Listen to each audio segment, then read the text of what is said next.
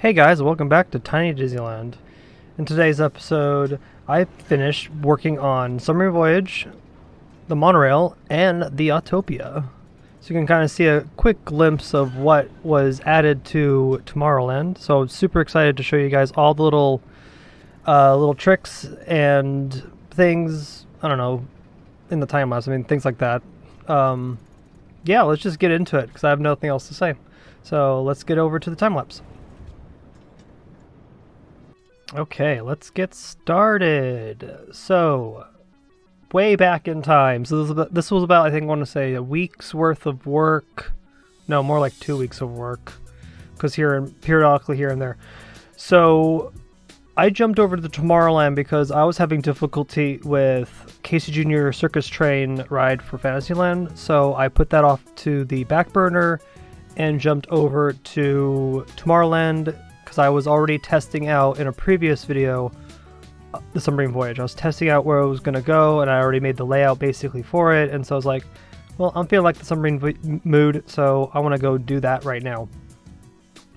So I just figured out where the station would go, how the monorail station would be put together, and go from there. The key things about this whole area I find very intriguing, especially for Disneyland, was this Tomorrowland was the biggest update to the park since opening. So we had 1955 was the park opening. By 1959, four whole attractions were added. So the what was it called?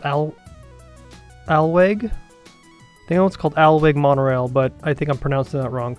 But the monorail was added, the Matterhorn, Submarine Voyage, and a second Autopia. Because they had two Autopias. They had the original Tomorrowland Autopia, and then they added a Fantasyland Autopia. And then that later turned into one Autopia in the 2000s. To my rough history, yes. So, yeah, I don't know what. Yeah, that's it so far with history that I know of the Tomorrowland edition. So I felt like it was necessary to work on this. So my rendition is focused more on the 90s part of Submarine Voyage, because I grew up with Submarine Voyage in this phase.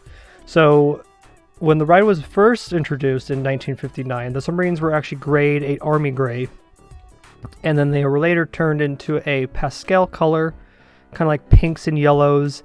And then right in the 90s, late 80s, it was the rubber ducky phase, so it was the yellow-orange. So you can see the submarines that are in that color right now. And then we got the new colors for Finding Nemo Submarine Voyage, which is the yellow and the light blue and dark blue scheme. But for me, I think the rubber ducky holds more of a, how would you describe it, a better memory in my head. So rubber ducky it went. And also I didn't want to build the extended waterfall tunnel that Finding Nemo Submarine Voyage had. So I kind of went for my retro feel for this ride. The Autopia, well, I'll discuss Autopia in a little bit, but right now the focus is Submarine Voyage. So my thought process was to get Submarine Voyage ironed out first, because everything that's in Tomorrowland is layered. You have subs at the lower level in its lagoon, and then you have Autopia on top of its show building, and then you have the monorail right above the Autopia. So I had to do this in 3 stages. There was no way for me to not work on all 3 of them at once, because they needed to be all done at once. So this was already a challenge to begin with, but a welcoming one to that, because I was really excited to get to it. So you can see I'm just kind of bouncing around, filling in different details, filling in the lagoon, putting in some rocks, figuring out what the station will feel like. You can see that I have the underground portion of the ride already built in a show building.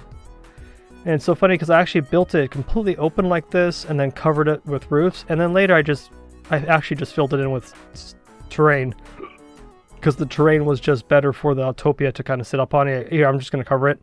So it's kind of a waste for me to do that, but for the workflow, it helps visualize what I was doing. Because if I left it blank, I think I would have had a harder time working on the Autopia track layout if I didn't cover it. So I covered it just to give myself a blank slate to work with, and then I went from there. So you can just see I'm just putting in some, matching the terrain up to the show building, and then off to the first waterfall. So the waterfall pieces were used for this one. I used the thick ones because they're a little bit more defined. And I just used some of the new rock pieces that we got. I really like the round rock we got in the 1.10 update. Those rocks are really solid, especially for like coral looking rock that's been abused by water and wind. So I was like, okay, I might as well use that. Then use some of the big, longer, taller rocks that were added too. And then once I got the waterfalls situated, everything kind of fell into place, especially for the lagoon. The other annoying thing I would say for this project was to completely custom support the monorail track. Because in the beginning, I already made myself a customized beamway or beam supports, and so that was also had to be done as well. That happened, a lot of that happened off camera, some of it happened on camera, so you might see some of that in the time lapse here. Added some waterfalls, splash effects to add some more trickling of water, and then onto putting in supports. So this is the fun part. This is where the more tedious part comes in, and the layout for the monorail changes significantly in some different places, but the original monorail, when it was built in 1959, it didn't go to the hotel. It actually stayed in the park in a loop and only had one monorail operations, but a second monorail in its service bay. That's how the monorail was originally built. And the monorail only had 3 cars. Now we have 5, and they're Mark 7s. So things have significantly changed, and it goes to the hotel now. With my monorail in this tiny Disneyland, I decided to go to... take the route to the hotel. So I'm going to build a semi-small Disneyland hotel off to the side of the map near Indiana Jones.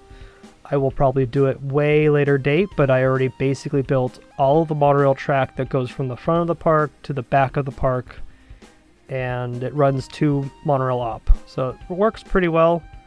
But you can see here with the supports out of cubes, stepping it a little bit to give it that angled look, and then adding some brackets with those cylinders. I used pillars first to kind of line out where the placement of those supports will go, and then got rid of the supports with putting pathways underneath the ground or tree stumps. Those are usually your best support killers when you're playing vanilla. I know when you're playing modded, you can always go get the support mod or the support killer mod, which exists. So on to more of the more interesting things, as I did more of the grunt work, was to add the Submarine Voyage logo. So there are 2 renditions of this logo that exists in the Submarine Voyage's history. So the original Submarine Voyage had a very simple metal looking sign. It's very, very plain, and it was very, very boring for me. It just looked really bad. It just said Submarine Voyage. And then when Nemo opened up for Submarine Voyage, they did a mock submarine sign in the color scheme of the new subs, and then says Finding Nemo Submarine Voyage. So I took the liberty and did a combined of both of just a simple sign. So it's just going to say Submarine Voyage, but the sign's going to be the shape of a submarine. I found that more entertaining to build, and it just made it more unique and kind of brought it more together. So you can try and see I'm just messing around with some of the shapes, kind of put it on the People Movers track, and then I called it good. It looked good to me. But that's what I love about this project, is that I'm mixing eras that I love and different design philosophies that Disney would not be okay with, that I'm okay with, and trying to see what this park would look like in a whole imagination. I think I've discussed this way in like the first video of this series, that the Walt Disney World Museum in San Francisco has a rendition of Disneyland that Walt would have imagined, not what it becomes. So in that Disneyland, like, the Space Mountain is 10 times bigger than it is, and it has a track that goes in and out of the mountain. It's wild. And there's like some additional details here and there for different parts of the park, and so it's like, okay, that's kind of what this tiny Disneyland is a rendition of the things I loved about the park. And so doing this type of I don't know, simple, not simple, it's like a cutesy version of a submarine voyage. So you got the portholes, you got the submarine logo, and it's right above the queue line, and then I called it. And then while I was doing that, I was like, okay, well, now I need to build a monorail one. So I looked at a couple pictures, and this is the retro monorail one from, I want to say from the 90s, because the monorail station changed the colors a couple times, but I kept with the blue because I did like it the most.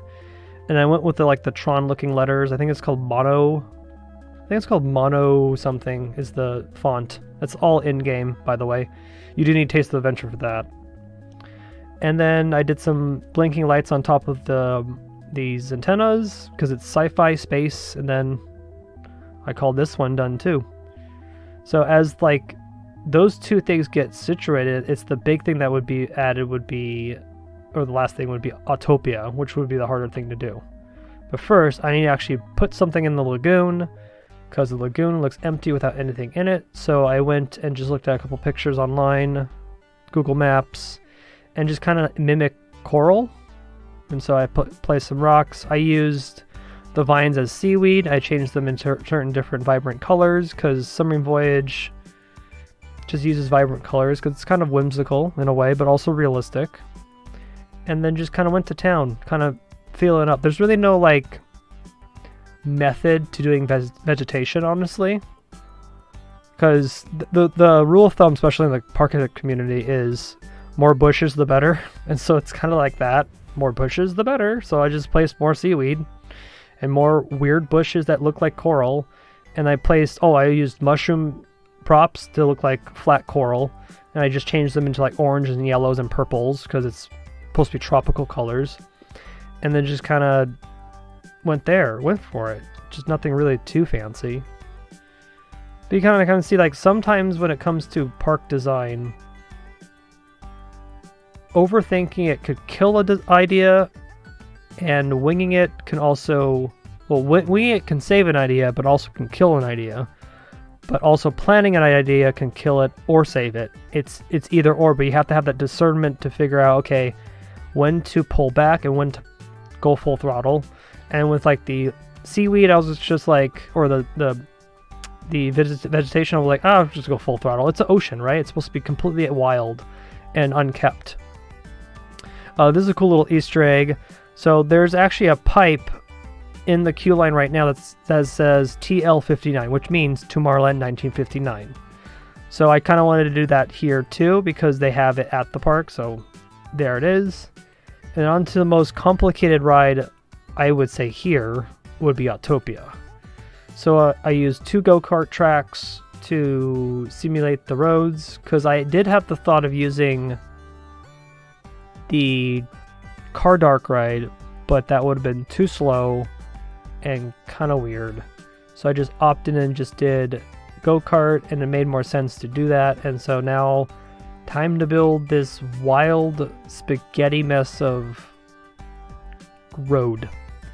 So when Autopia first opened was in 1955 as a simple out and back with a cloverleaf setup. Then when it got to 1959, Autopia was so popular that they decided to build a second track intertwined with the original one. And so that's why there was 2 rides, or 2 Autopias when it opened in 1959. So it was the Fantasyland side, which is near Matterhorn, and the Tomorrowland side, which would be in Tomorrowland. But by the 2000s, when they got the retheme with Chevron, because that was a sponsor, Autopia has always had a sponsor because, again, it is a motorized vehicle. There's gasoline involved. They want to offset the cost, so they have a sponsor. So they got Chevron to sponsor it, and Chevron requested them to do a complete retheme. So they got a whole new station with those little diorama videos that are in the queue. They got a whole bunch of new car chassis, and they completely redid the track to merge back to one station, which would be in Tomorrowland. The old original Fantasyland station actually still exists on the Fantasyland side. It still has the same U shape because the stations back in 1959 were like rounded curved stations with this weird triangular tent or pavilion. Yeah, pavilion. You can go look up pictures of this online, but it was kind of wild. Like they kept some of it still the same because they didn't think like, oh, we didn't need to remove the track. Oh, also, Autopia used to be with no track. It used to be just a road and a car, and there was no guide rail in the center. That was back then, but by the I want to say by the 80s to the 2000s, yeah, by the 90s, they put the guide rail in because people would off-road with the little cars. That wasn't good. So they changed that, and so I opted in to do the Chevron version of Autopia because that's the one I remember the most. That's the one I actually enjoyed the most before they actually did the other retheme to Honda when they switched sponsors. It's so funny because sponsors seems to be like that thing where they will dictate if something will change or not. And so going from Chevron to Honda did require a complete recolor. So that recolor was blues and whites and grays. But the original Chevron colors is the infamous ugly Tomorrowland phase when Tomorrowland went through this weird gold and rustic and maroon phase. It was kind of the wildest thing ever. And we also got the weird Space Mountain cover. That was the most ugliest Space Mountain ever. It was like puke colored with green accents. It looked like marble. It was the weirdest Space Mountain in the world. And you can go look at pictures up online. I might even shoot a picture up. It was just the ugliest thing ever. And so I wanted to kind of keep that homage, but with only Autopia having that. Again, Tomorrowland's just a hodgepodge of themes kind of thrown together. Now, with the retheme for Autopia to be a more Honda, it has now matching more of the retro feel now, because I've been to the park recently. So it does work now, but for me, the nostalgia hits would be like, oh yeah, Chevron Autopia, kind of cringe, kind of weird, but also kind of cool, because it was kind of unique. So as I ramble about history about the park, I can go for hours on this. Redesigned the station a couple times because I didn't like the fit. I didn't like where things were sitting. This tower thing is where most of the little dioramas sit, so I kind of built that building. No queue line goes through it. I used the mini monorail pieces to guide me with doing circular circles because I did this technique for the Space Mountain, so it's really useful to use the monorail track to do that. I mean, it's expensive in like gameplay wise because I'm using a ride as scenery, because that ride will never be used ever. It'll stay there forever, but regardless.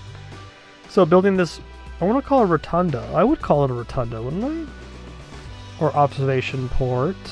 Yeah, I don't know what it is. It's just a weird queue line. Again, the queue line for Autopia is quite wild.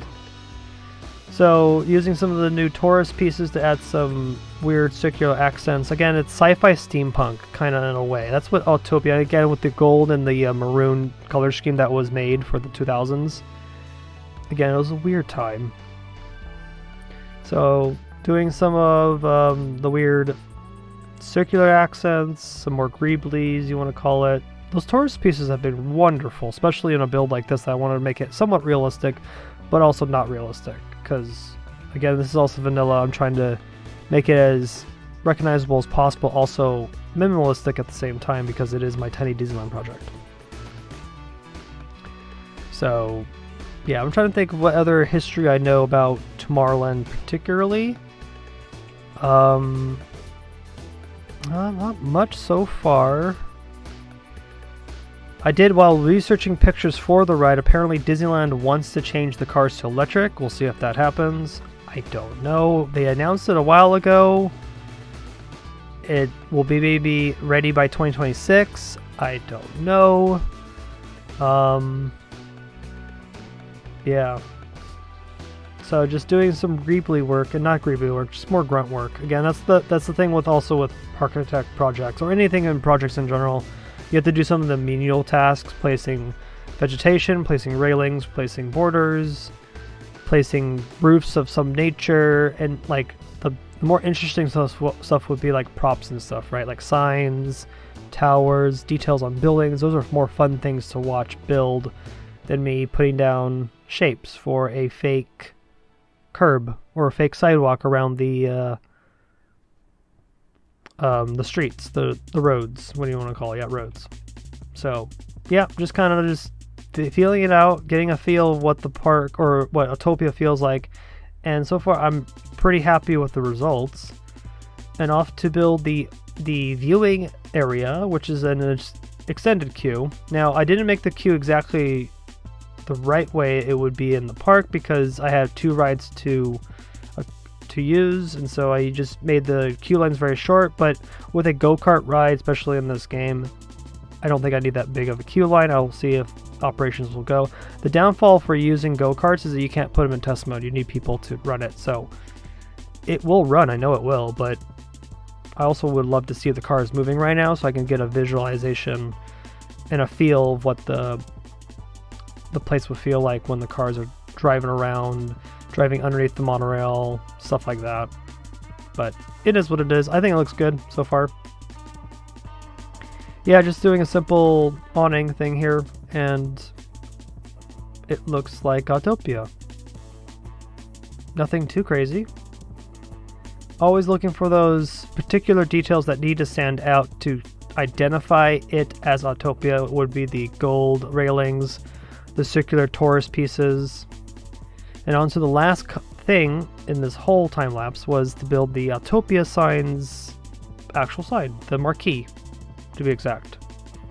So the marquee in Disneyland says Autopia, kind of staggered in its letters with a piston crankshaft at the bottom, kind of like an engine part, and then it said Honda on the side. Not Honda, sorry, Chevron, because that was the sponsor. And this is the retro one. The new version is not as cool. It's not as fun. It just says Autopia in weird Honda letters, and there's like a big red streak across it. It's not as fun to look at as like there was like an actual car engine on this sign. So again with Autopia, I feel like when you like lean into all the car nostalgia stuff, I think the ride does better. Like same thing with like Test Track, right? Test Track and Autopia kind of live in the same vein, because they're both about cars. But yeah, it looks good to me. I used some the new metal poles, stuff like that. So yeah, nothing else to talk about. We're gonna wrap it up here in like literally 50 seconds here. So you're gonna watch me build the rest of this, and then we're gonna go over to a live tour. I'll show you some close-ups of some things. I did some things off camera, things like that.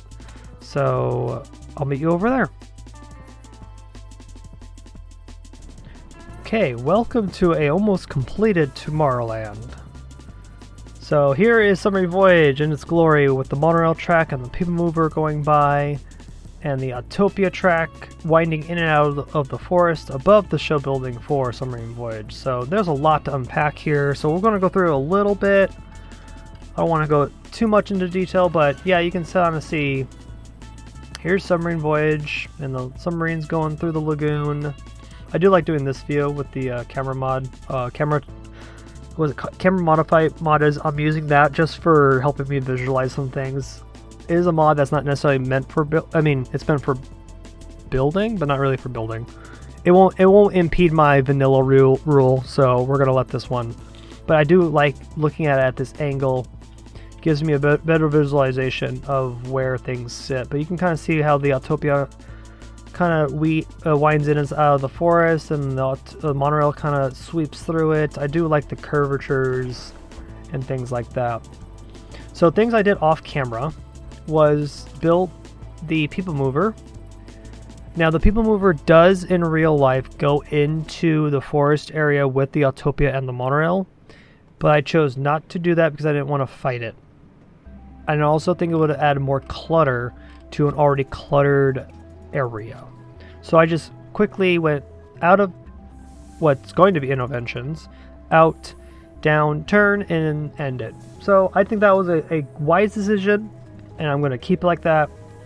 And so the actual couple last things for Tomorrowland, I think Tomorrowland will actually be finished by hopefully next week. I should just work on interventions next. I should just force myself, finish it, call it a day, and Tomorrowland will actually be the first land finished for Disneyland. Yes, we're going to do it. So I have to build the train station, which is like a retro looking thing. And then innovations, I plan to build at least 1 or 2 flat rides just to add some more rides for guests to do. It'll make the park more lively too, so I'll do that. And then prep myself for the Private Movable World and Grand Canyon dioramas. I need to figure out how I'm going to do that. But I think the Grand Canyon diorama could be built diagonally on this set here, yeah. And then build some backstage and then wrap that up. And then this part of the park will be done. The monorail is almost done with support systems. I have to finish this leg of stretch for custom supports. But like, for example, all the custom supports for the monorail up to this point, all the way to the future site for a small version of Disneyland Hotel. Or maybe just the Downtown Disney Station. Maybe just the station. I think it would just be the station. Got to finish that up and then call that a day. And then I also was experimenting with placing some cars in the parking lot, because I need to place cars in the parking lot eventually. Or maybe make a couple blueprints and then place them down and then call that a day, because that's just grunt work stuff. So, like I said earlier, there are your interesting pieces you work on, and then there's your grunt work. Your grunt work being railings and curbs and cars or plants or whatever it may be. Like Tomorrowland, like Space Mountain, that's a hero piece. I built it, done. But like the little grunt work, that's always a little annoying to do, but it needs to be done because that kind of finishes the picture, because that's the details you want. Yeah, this is Tomorrowland. So far, it looks pretty solid. Yeah, I feel like the park really is now filling out. Oh yeah, I should show you the whole debacle why this even started. Was here's Casey Jr. Circus Train. I was testing it with the mine train.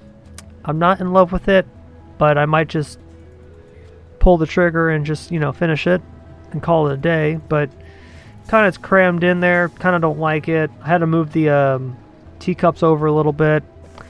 And then this also will dictate where Small World and the entrance to Toontown will go. I'm hopeful I can get Toontown put in. But if I'm really desperate, I might even just call it and not build it. But I really want to build it because I really want to build Roger Rabbit Cartoon Spin. I really want to build it because it's one of my favorite rides. We'll see. But let's take a real quick overview of the park. See how everything's going. You can kind of see like corners of the park are finally filling in. And it's kind of a bittersweet moment because I've worked on this project for about a year now. It's going to come to the point where it's going to end. So hopefully, I do want to finish this project. I said in the beginning, I need to finish this project because I left a project not finished. That would be American Adventure. Rest its soul. I will try to get back to it. That one needs to just finish its water park. But like, yeah, New Orleans needs to be finished. What's this? Tom Sawyer's Island can actually be done in an afternoon, maybe, because it's just a simple island and a building. Yeah. Got to build the other half of Fantasyland. Yeah. So, I'm going to call it here. So, thank you guys for watching. And if you like this video, hit the thumbs up button, subscribe, all that good jazz, all that good stuff. So, I'm going to leave you guys here with a nice view of the submarine voyage. And yeah, I'll catch you guys in the next video. Bye.